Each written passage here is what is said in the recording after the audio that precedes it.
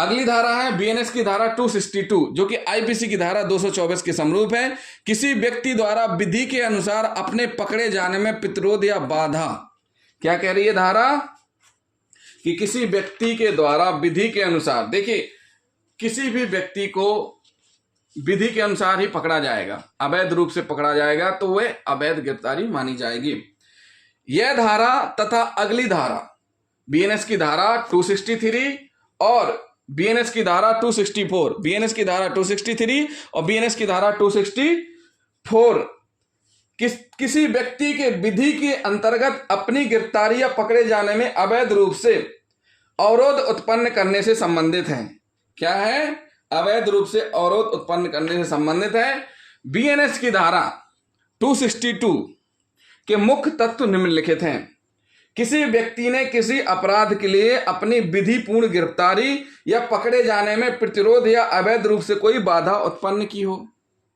किसी व्यक्ति ने किसी अपराध के लिए अपनी विधिपूर्ण गिरफ्तारी या पकड़े जाने में प्रतिरोध या अवैध रूप से कोई बाधा उत्पन्न की हो। नंबर दूसरा, किसी अपराध के लिए आरोपित या दोष सिद्ध कोई व्यक्ति विधिपूर्ण अपरक्षा से भाग निकला हो या उसने भाग निकलने का प्रयास किया हो। इस धारा के लागू होने के लिए भागा हुआ व्यक्ति विधिपूर्ण अपरक्षा में होना आवश्यक है।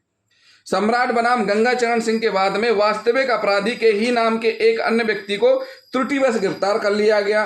गिरफ्तारी की अवधि में वह हवालात की अपरक्षा से भाग निकला। न्यायालय ने निर्णय दिया कि उस व्यक्ति को आईपीसी की धारा 224 के अंतर्गत दोष सिद्ध नहीं किया जा सकता क्योंकि वह विधिपूर्ण तरीके से अपरक्षा में नहीं रखा गया था और उसकी गिरफ्तारी अवैध थी। किसी व्यक्ति की अपरक्षा का प्रश्न तभी उत्पन्न होता है जब उसे गिरफ्तार किया गया हो या पकड़ा गया हो। अतः जहां डकैती के अपराध के लिए किसी संदिग्ध व्यक्ति को पूछताछ के लिए पुलिस थाने में लाकर उस पर निगरानी रखने के लिए उसके पास 2 पुलिस के सिपाही बैठा दिए गए हों, वह व्यक्ति भाग निकला हो तो उसे इस धारा के अंतर्गत अभ्यारोपित नहीं किया जा सकता क्योंकि पूछताछ के लिए पुलिस थाने में लाकर बैठाए रखने को वैध अपरक्षा नहीं माना जा सकता, भले ही उस व्यक्ति पर निगरानी रखने के लिए पुलिस के 2 सिपाही तैनात किए गए हों। जहां कुछ लोगों को पुलिस ने जुए के अपराध में पकड़ा हो और वह पुलिस के अपरक्षा से भाग निकले हों तो उन्हें इस धारा के अंतर्गत अभियोजन चलाना न्यायोचित होगा।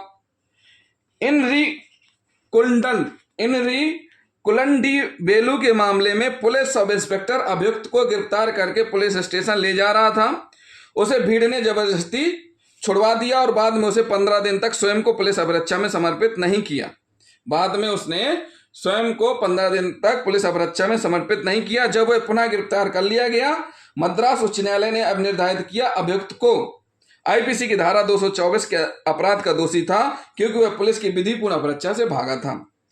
बघारी काला भीखा बनाम गुजरात राज्य के मामले में अभियुक्त जिसे पुलिस ने विधि के अनुसार में गिरफ्तार किया था, हेड कांस्टेबल को चाकू मारकर भाग निकला था। उसके साथियों ने पुलिस दर पर पत्थर फेंके। अभियुक्त को आईपीसी की धारा 224 के अंतर्गत तथा उसके साथियों को आईपीसी की धारा 225 के अधीन दोष सिद्ध करके दंडित किया गया। उल्लेखनीय है कि बीएनएस की धारा 262 के अंतर्गत दिया गया दंड अभियुक्त को उसके अपराध के लिए देय दंड के अतिरिक्त होगा। इसलिए इस धारा में दिए गए स्पष्टीकरण के अनुसार दोनों ही दंड साथ साथ चलना आवश्यक नहीं है। मतलब इसमें स्पष्ट किया गया है कि जिस व्यक्ति को पुलिस ने जिस अपराध में गिरफ्तार किया है तो पहले उस अपराध में उसको दोष सिद्ध किया जाएगा। अगर वह कस्टडी से भागा हुआ है तो फिर उसके बाद इस धारा में अलग से उसको दंडित किया जाएगा। ऐसा नहीं कि दोनों एक साथ चलेंगे, दोनों अलग अलग चलेंगे। सुलेमान बनाम राज के बाद में पुलिस ने पकड़ा और पुलिस सिपाही उसे थाने की ओर ले जा रहे थे। अभियुक्त एक कुख्यात अपराधी था जिसके विरुद्ध अनेक चोरियां तथा गिरह वेधन के आरोप थे। जब पुलिस दल रास्ते में जलपान के लिए एक होटल में रुके, उसी समय अभियुक्त ने एक कांस्टेबल पर छुरे से वार करके पलायन कर दिया, भाग गया। उसे पकड़े जाने के बाद उसे आईपीसी की धारा 224 के अपराध के लिए दोष सिद्ध करके दंडित किया गया। तो इसमें स्पष्ट कर दिया गया है कि इसमें जो कोई भी विधि द्वारा जिसे गिरफ्तार किया गया है अपने पकड़े जाने पर प्रतिरोध करता है, बाधा करता है, तो उसे 2 वर्ष तक का कारावास, जुर्माना दोनों से दंडित किया जाएगा। क्या किया जाएगा? 2 वर्ष तक का कारावास, जुर्माना दोनों से दंडित किया जाएगा। अगले